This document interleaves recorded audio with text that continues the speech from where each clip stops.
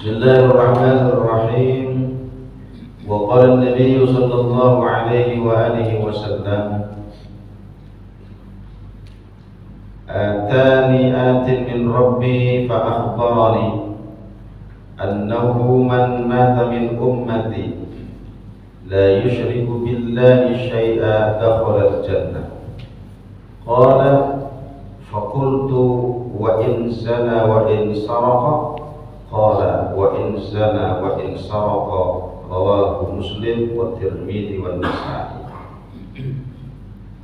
Hadis selanjutnya bahwasannya Rasulullah telah bersabda, beliau menceritakan kepada sahabatnya, atani atin, telah datang kepadaku satu utusan min Rabbi, dari Tuhanku, yakni Jibril alaihi salam.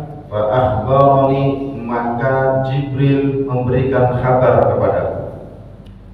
Apa isi kabar tersebut? Jibril mengatakan, annahu man mata min ummati, disampaikan kepada baginda Rasul, siapa dari umatmu hai Muhammad yang wafat, yang meninggal, yang mati dalam keadaan la yusyriku, dia tidak melakukan kesyirikan kepada Allah Subhanahu wa ta'ala, la yusyriku billah syai'an, tidak menyekutukan Allah dengan yang lainnya. Allah dikalahkan dengan pangkat dan jabatannya, Allah dikalahkan dengan kekuasaannya, Allah dikalahkan dengan kekayaannya. Orang yang memurnikan ibadahnya kepada Allah dijamin, kata Rasulullah melalui Jibril alaihi salam, dakhala al-jannah, maka dia menjadi penghuni surganya Allah Subhanahu wa ta'ala. Lalu bertanya seorang sahabat, qala faqultu wa in zana wa in saraqa ya Rasulullah, sekalipun dia itu pezina, sekalipun dia profesinya tukang maling, kata Rasulullah, wa qala wa in zana wa in saraqa, sekalipun dia berzina, sekalipun dia pencuri, kalau dia tetap memurnikan Allah Subhanahu wa ta'ala, maka dia akan menjadi penghuni surga. Artinya apa? Bahwasanya orang yang membawa iman, membawa kalimat tauhid, dan sebesar apapun dosa yang ia lakukan, kalau dosanya itu lebih besar, ya mampir dulu, mampir. Itu doang. Kewajibannya apa? Pasti masuk surga. Cuma mampir dulu gitu doang. Kan ditimbang dulu, ditimbang. Lebih berat yang baik atau yang buruk? Oh, yang buruknya ternyata lebih sekilo. Ya sekilo dulu dibayar nih kan. Oh, misalnya dosanya sekilo itu harus disiksa selama sebulan. Ngeri sebulan. Karena apa? Satu hari akhirat itu sama dengan 50 tahun dunia. Jadi kalau sehari saja kan lumayan, apalagi sebulan. Sedap. Jadi jangan pernah, artinya apa? Seringkali kita menghakimi amaliyah orang lain. Seringkali kita merasa karena kita seorang yang ahli taklim, orang yang senantiasa ahli jamaah, sehingga terkadang dalam diri kita mengucilkan saudara kita yang belum jamaah. Seringkali kita mengucilkan saudara kita yang belum sholat. Itu rahasia Allah. Tugas kita adalah membimbing mereka kalau bisa. Kalau tidak bisa, minimal mendoakan mereka. Karena itu ujian bagi kita. Setiap sesuatu yang ada dalam pandangan kita, yang sesuatu yang ada dalam diri kita dan di luar diri kita, itu menjadi ujian kita. Apakah dengan ujian itu kita semakin mendekat kepada Allah, atau dengan ujian itu kita menjadi ujub? Dengan amal kita menjadi ujub, menjadi bangga, menjadi ananiah, gak ada kayak saya. 5 waktu waktu saya di masjid sholatnya jamaah. Nggak kayak saya, sodakohnya nggak ada yang lain. Banggain amal ibadahnya. Al-fakhru. Innallaha la yuhibbul mutakabbirin. Allah kagak senang sama orang-orang yang menyombongkan. Harusnya apa? Alhamdulillah saya bisa melaksanakan jamaah 5 waktu di masjid.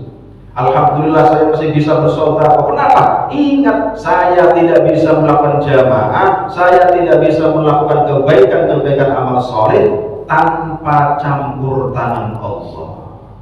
Ini kuncinya. Makanya ada ilmu lillah, ada ilmu billah. Lillahnya itu ya saya, fakihnya harus karena Allah, ibadahnya karena Allah, duduknya kita karena Allah. Setelah itu apa? Ada billah, ajaran hakikatnya. Apa? Menyadari kalau kita bisa duduk di sini karena kita digerakkan oleh Allah. Kita bisa melaksanakan jamaah karena digerakkan oleh Allah. Atas apa? Atas taufik dan fadlnya Allah Subhanahu wa ta'ala. Ini namanya ilmu billah, ilmu hakikat. Harus menyadari, kita melihat secara logiknya karena dipandangkan sama Allah. Kita bisa mendengar karena diperdengarkan oleh Allah. Bibasarillah, bisama'illah, bikalamillah, karena diucapkan oleh Allah. Kalau hari ini Allah mengkokkan, mematikan daripada lisan kita, mematikan daripada pendengaran kita, maka mudah karena kita adalah milik Allah Subhanahu wa ta'ala. Maka hadis ini mengingatkan kepada kita bahwasanya jangan bangga dengan kebaikan-kebaikan kita. Jangan pernah merendahkan orang lain karena dia di bawah kita. Baik dari segi materi, segi amaliyah, segi apa saja. Karena semuanya menjadi rahasia Allah. Orang itu menjadi mulia atau tidak lihat di penghujung kehidupannya. Dan itu tidak ada yang tahu. Tidak ada yang tahu. Apakah ketika sakratul maut kita mengucapkan la ilaha illallah Muhammadur Rasulullah, atau justru karena godaan iblis la'natullah yang siap mengganggu kita untuk menggelincirkan keimanan kita, tiba-tiba kita mau ngambil air yang disodori oleh iblis sudah. Karena saking hausnya orang dalam keadaan sakratul maut, kata iblis, ini minum nih. Tapi syaratnya ente beriman. Gimana cara cukup menganggukkan? Nggak bisa cukup dengan kedipan mata. Coba saat itu kita yang dalam keadaan haus sehaus-hausnya ditawari oleh iblis, apakah ada jaminan kita kuat? Kalau seandainya pada saat itu kita tergelincir, maka kita menjadi pengikut iblis la'natullah. Di penghujung akhir kehidupan kita, amal ibadah kita yang luar biasa, sedekah kita yang luar biasa, tilawah Al-Quran kita yang biasa, menjadi sesuatu yang sia-sia. Karena apa? Di penghujung kehidupan kita su'ul khotimah. Gak tahunya orang yang kagak pernah sholat, yang selama ini dihina-hinakan, dicaci maki, sebelum matinya seminggu tobat, benar-benar tobat.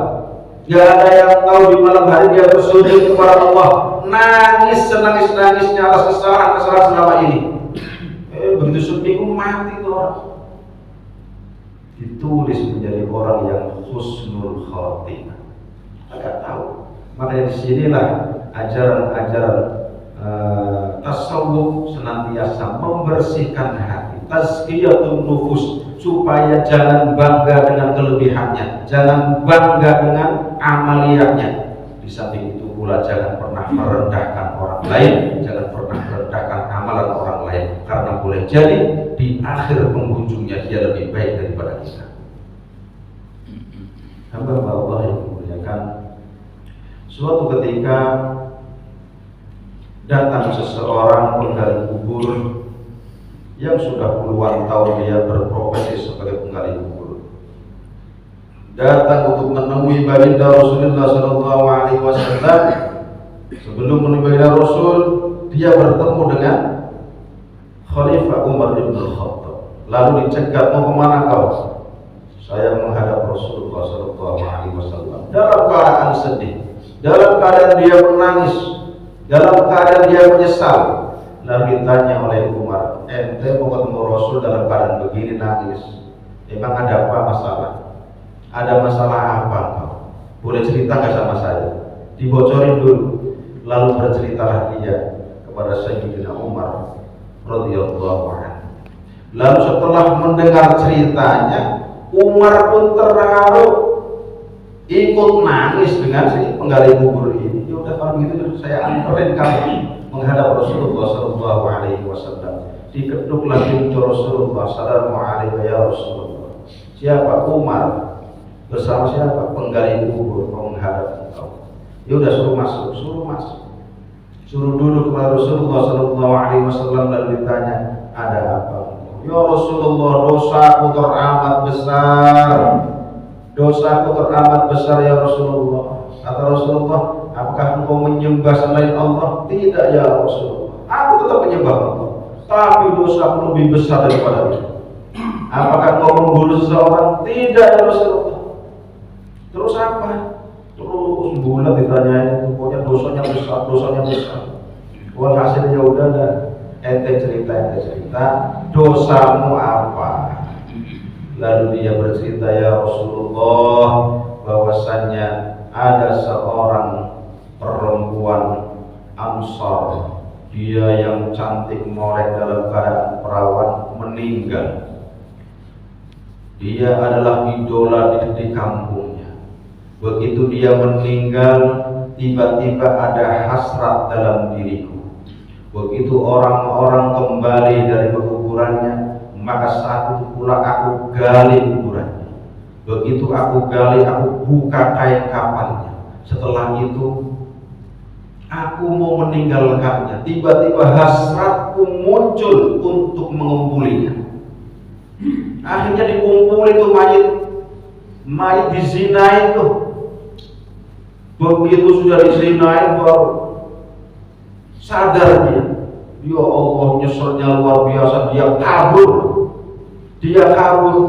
Mayit dalam keadaan telanjang, belum ditutup lagi, belum dikubur lagi. Baru beberapa langkah dia kabur dari tempat itu, atas izin Allah Subhanahu wa Ta'ala, mayit ngomong, hamba Allah yang terlaknat, sungguh hina kau tinggalkan aku dalam keadaan berjunub, kau tinggalkan aku dalam keadaan telanjang, kembalikan aku. Langsung dia buru-buru, setelah diurusin, dimakamin, lalu dia nangis sepanjang hari, yang akhirnya menghadap Rasulullah Sallallahu Alaihi Wasallam, minta pengampunan supaya disampaikan kepada Allah.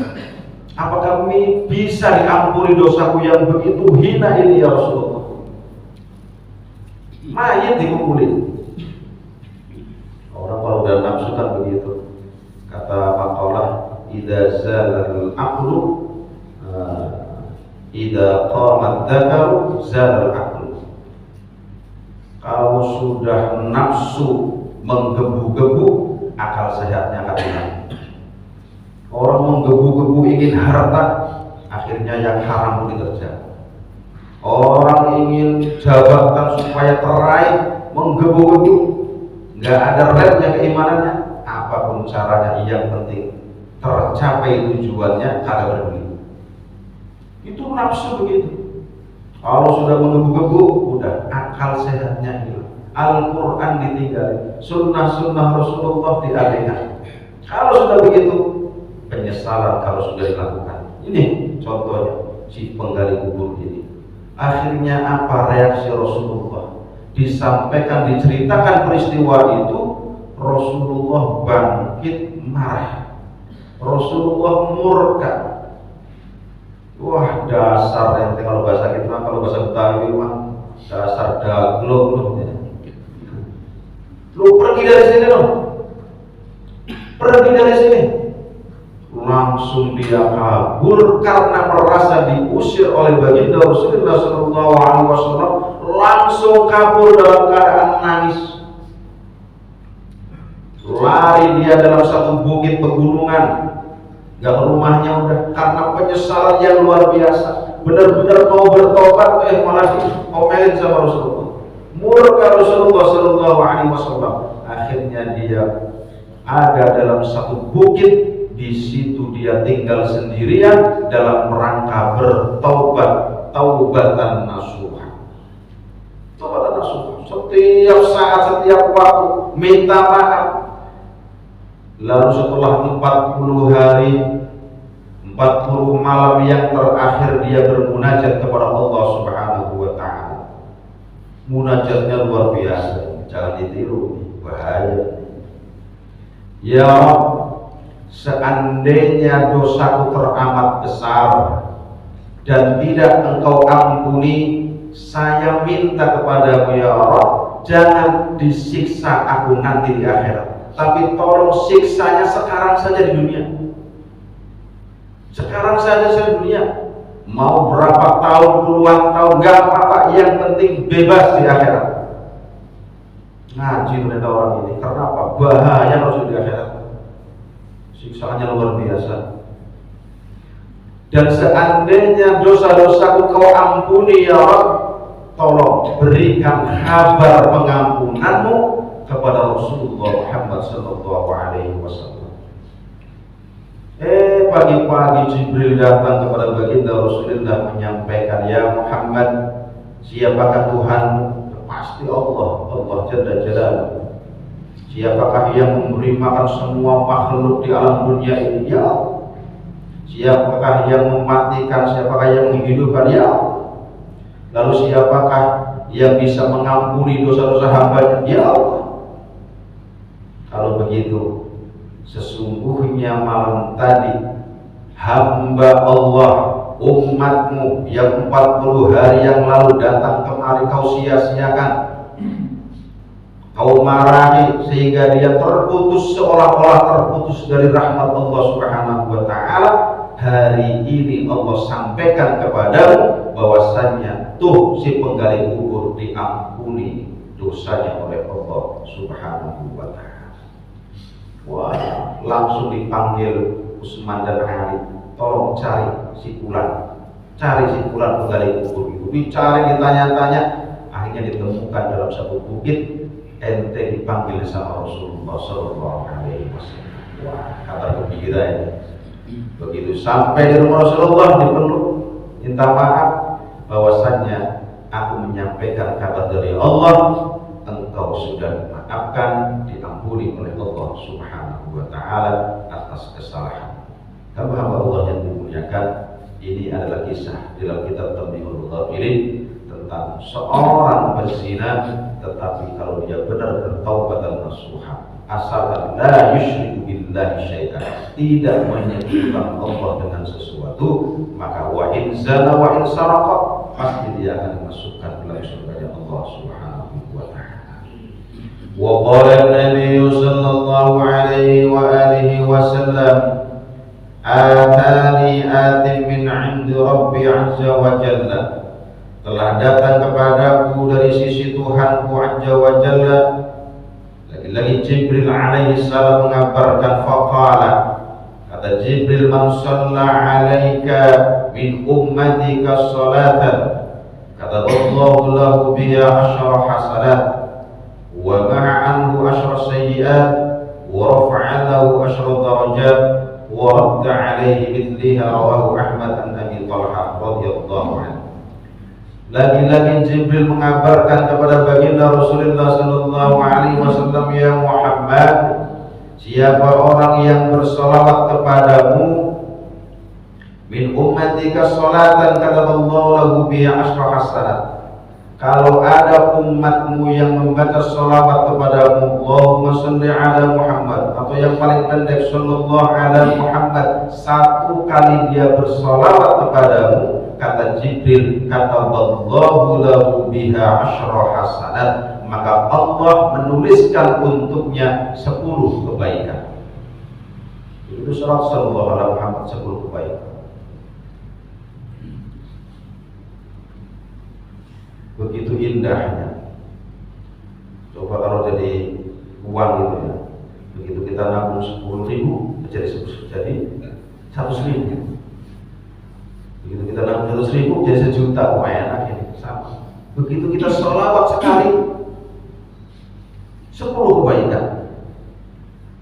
Sholawat 10 kali 100 kebaikan. Bukan hanya 10 kebaikan satu sholawat kita. Yang kedua apa? Wa ma'anhu asyras sayyi'at. Satu sholawat yang pertama 10 kebaikan ditulis oleh Allah. Yang kedua satu sholawat dihapuskan 10 kejelekan kita.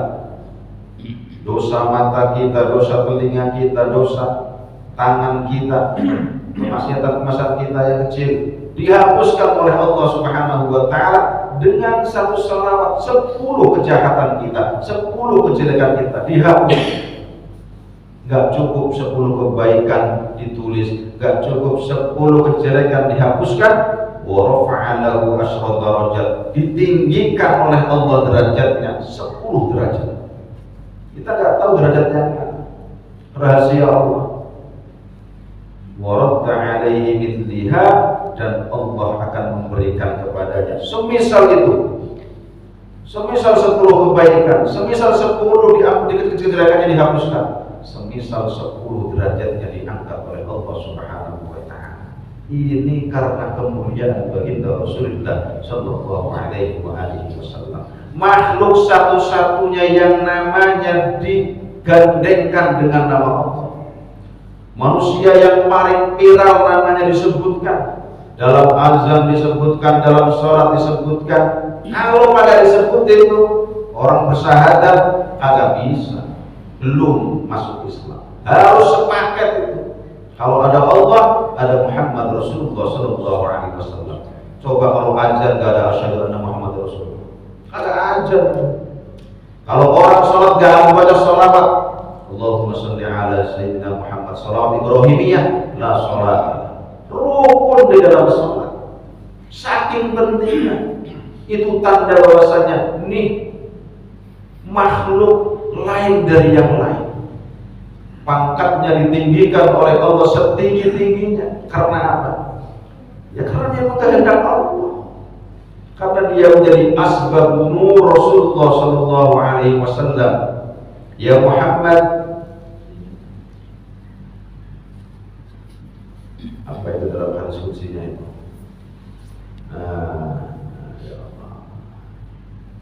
Ja'altuka min nuri, ya Muhammad, aku jadikan kau, ku ambilkan dari nurku, kata Allah. Jadi nur Rasulullah itu diambilkan dari nurnya Allah Subhanahu wa Ta'ala. Wa khalaqtul khalqa min nurika, dan aku jadikan semua ciptaan ini, semua yang ada ini, alam jagat raya ini diambilkan dari nur. Maka pantas jika gunung-gunung menawarkan diri kepada baginda Rasulullah, jika pepohonan-pepohonan berbicara, bebatuan berbicara dengan Rasulullah sallallahu alaihi wasallam, memang asbabnya dari nur Rasulullah, maka mulia. Maka sungguh heran kalau ada orang bahwasanya membaca sholawat bid'ah, membaca ini bid'ah dan sebagainya. Padahal kalau sholawat apapun redaksinya paling aman, paling aman. Sholawat apa saja yang sering dibid'ahkan, yang sering disyirikan, karena kata kunci sholawat itu adalah nama Allah itu pasti disebutkan. Kalau sudah nama Allah itu disebutkan, bernama Rasulullah itu disebutkan, itu tandanya bahwasanya Allah sebagai Tuhan, Muhammad sebagai hamba. Apapun bentuk sholawatannya. Jadi gak ada kesyirikan. Yang selama ini sholawat nariyah katanya musyrik dan sebagainya karena berlebihan, karena lebay. Enggak. Allahumma sholli sholatan kamilah. Allah sebagai Tuhan, Allah sebagai zat yang menciptakan, dan Muhammad adalah hamba-Nya. Allah memberikan keberkahan kepada baginda Rasulullah sallallahu alaihi wasallam. Beda dengan yang lainnya. Sehingga Nabiullah Isa dijadikan Tuhan karena apa? Redaksinya beda, sanjungannya beda. rasa cintanya beda ungkapannya, tapi umat Islam diajarkan untuk bersolawat apa yang diperintahkan oleh Allah, dan apapun bentuk solawatnya sebagai rasa rindu seorang hamba, seorang umat kepada nabinya, maka kerinduan itu diungkapkan. Namanya rindu gimana sih? Masya Allah, di matamu bagaikan begitu, bodimu bagaikan biola. Seandainya untuk mendapatkan cinta, lautan akan kuseberang, gunung akan kudaki. Coba senyata-nyatanya, agak bakal. Karena apa? Ungkapan kesungguhan rasa cintanya untuk mendapatkan. Sehingga ya begitu orang ungkapan rasa rindu, akhirnya ya nggak realistis. Saking rindunya, saking cintanya. Hamba Allah yang dimuliakan, ini adalah kemuliaan baginda Rasulullah SAW.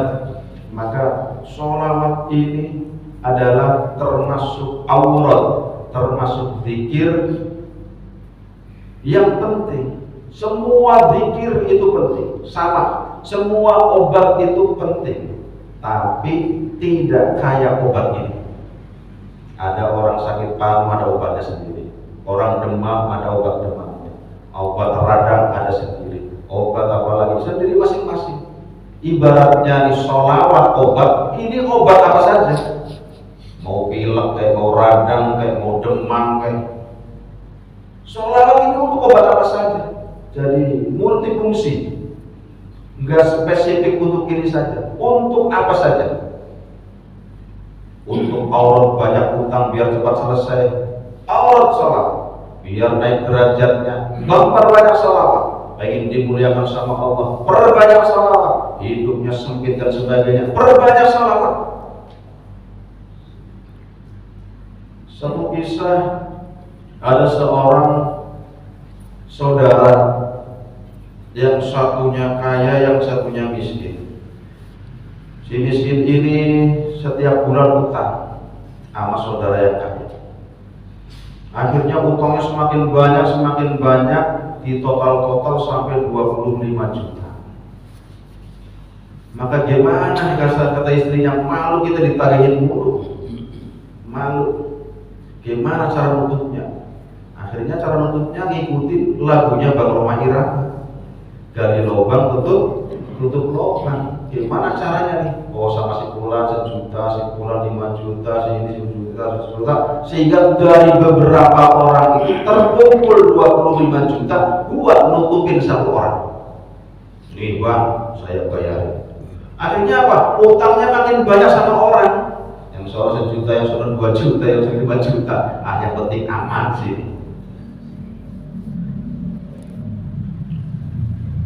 Walhasil dikejar orang lain, orang saudaranya ngejar, apalagi orang lain, duit gak ada saudaranya, orang Betawi gak ada saudaranya, duit udah. Akhirnya dikejar-kejar, ya. Walhasil dilaporin.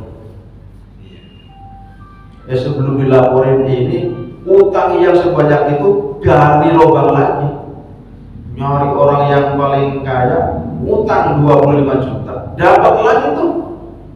Heran kalau orang utang ya. Karena apa? Orang utang itu, orang butuh itu, mimik wajahnya itu kasihan banget. Kira udah dapat galakan dia. La haula wala quwwata illa billah. Dan kadang-kadang maka ada malunya. Muka tembok. Ngambil dikasih 25 juta, bayarin yang 1 juta, yang 2 juta, yang 5 juta. Aman lagi, orang muter-muter aja deh. Walhasil setelah beberapa bulan kagak ada setoran bulanan, katanya mau dicicil. Akhirnya manih orang dilaporin ke qadhi, dilaporin ke hakim. Saya gak terima wahai qadhi, ini orang nipu nih. Katanya sebulan mau dicicil sekian, tapi sudah 3 bulan kagak ada cicilan sama sekali, kagak nongol bisa, WA juga kagak. Siapa namanya? Alamatnya di mana? Udah. Kebetulan pas dia lagi jualan ditangkap sama tentara. Nah ini orangnya, bawa ke hakim. Kamu bener utang masih bulan, bener wahai hakim. Ya udah, deal, ketok penjara. Lalu dia minta banding, wahai Tuan Hakim, tolong dong jangan langsung masukin penjara, izinkan saya pulang. Saya akan sampaikan kepada keluargaku biar kagak nyariin. Karena apa? Saya izin keluar dari keluargaku ya jualan ini. Mau ada hasil mau kagak ya pulang saya sampai sore. Lah kalau hari ini malam ini saya gak pulang, istri saya nanti nyariin, anak saya nyariin. Jadi tolong izinkan saya kembali, besok siang saya kesini. Nah, mau kabur ini. Ente bisa aja mau kabur. Demi Allah, orang salah itu nyari celah sampai nama-nama Allah dibawa. Ya udah saya bersumpah atas nama Rasulullah Sallallahu Alaihi Wasallam. Atas nama Rasulullah, seandainya saya tidak pulang, tidak kembali sebelum waktu zuhur, maka saya jangan diaku umat Rasulullah. Coba nantang begitu dia. Pokoknya aman sampean. Pokoknya kalau saya kagak kembali, saya nggak menjadi umat Rasulullah. Ya Allah, saking pengen kembalinya mau melaporin sama keluarga. Karena dia bawa nama Rasulullah, si kodi apa? Mikir-mikir nih, takut juga nih. Ya udah, jangan kabur ya. Iya, benar ya, benar. Ya udah, pulang. Sore-sore pulang. Sampai rumah maghrib. Tumben amat kan, dapat banyak kayaknya di dagangan. Oh ini, masih utuh. Malam amat aja begini. Dia maju udah penting mandi dulu, sholat dulu, habis itu dikasih makan sama istrinya, habis itu cerita permasalahan itu. Nangis dia berdua, gimana Bang? Orang yang dari rezeki sampean kalau sampai di penjara gimana? Ini anak masih kecil. Ya Allah, kata istrinya nih, ya udah Bang, sampean sudah kelewat berjanji kepada qadhi membawa nama Rasulullah Sallallahu Alaihi Wasallam. Nih malam jangan sampai tidur. Nih malam kita geber, kita minta sama Allah melalui hambanya yang paling mulia, hambanya yang paling dicintainya, kita perbanyak sholat. Kompak suami istri Pak, kompak. Bener deh, iya. Gimana lagi? Ini jalan terakhir ini kepepet ini udah. Pokoknya habis isya kita sudah makan, yuk kita baca sholawat sebanyak-banyaknya. Jangan sampai tidur. Kalau tertidur ya gak apa-apa. Jangan niat tidur, kalau begitu sholawat tertidur gak masalah. Walhasil tuh dibaca sholawat berdua sama istri. Kayak suara tahu, saking banyaknya mantep. Ini kadang-kadang ya, orang kalau sudah kepepet Pak, maju. Karena orang kalau sudah kepepet senang sama Allahnya itu luar biasa. Kalau lagi enak mah, tapi kalau lagi butuh, ya Allah, kabul doa saya, Allah jadi PNS. Wah, begitu udah jadi PNS, amin udah ngawur. Ini orang udah kepepet, udah kepalang tanggung ini, di penjara ini. Tolong ya Rasulullah, isfa'lana. Ini yang dimaksud dengan apa? Syafa'atul Rasul min yaumina hadza ila yaumil qiyamah. Syafaat Rasulullah bukan hanya kelak di akhirat, itu syafa'atul uzma. Tapi syafaat di dunia pun akan diberikan oleh Allah Subhanahu. Ini contohnya kisah ini nyata. Walhasil sampai subuh. Sebelum subuh jam 3 tiduran dia, berdua tiduran saking capeknya itu. Nah siang dia jualan kagak tidur, ditangkap sama askar di hadapan hakim di penjara, minta izin belum tidur saking capeknya. Baca sholawat tertidur dia. Dalam tidurnya itu dimimpi bertemu dengan Rasulullah SAW, didatangin sama Rasulullah. Makanya kalau pepet banyak sholawat, mudah-mudahan temuin sama Rasulullah. Masa lagi tambah ringan. Kata Rasulullah, bulan besok habis subuh ente pergi ke rumah orang yang utangin ente 25 juta. Udah, sampaikan kepada dia bahwasanya dia punya masalah. Sampaikan kepada dia bahwasanya dia masih kurang wiridnya. Dan itu Rasulullah, aku sudah memaafkannya. Udah, wiridku sudah cukup. Wiridku sudah jangkep. Dia bingung, lagi bingung. Wirid saya ini sudah cukup 1.000 apa belum ya? Sudah sampai 10.000 apa belum ya? Jangan-jangan itu lagi kepikiran tuh orang, kepikiran karena ketiduran. Udah sampaikan salam saya kepada dia. Lalu setelah itu kau minta bahwasanya Rasulullah Shallallahu Alaihi Wasallam meminta supaya dilunasi, dibebaskan hutang. Begitu bangun subuh senang dia, wah, mantap ini, buru-buru sholat subuh langsung ke rumah orang yang ngutangin. Begitu sampai langsung disambut, bingung dia. Ini orang kok nyambut ya? Orang saya nggak bawa hiburan agak. Ternyata tuh orang juga diimpiin sama Allah.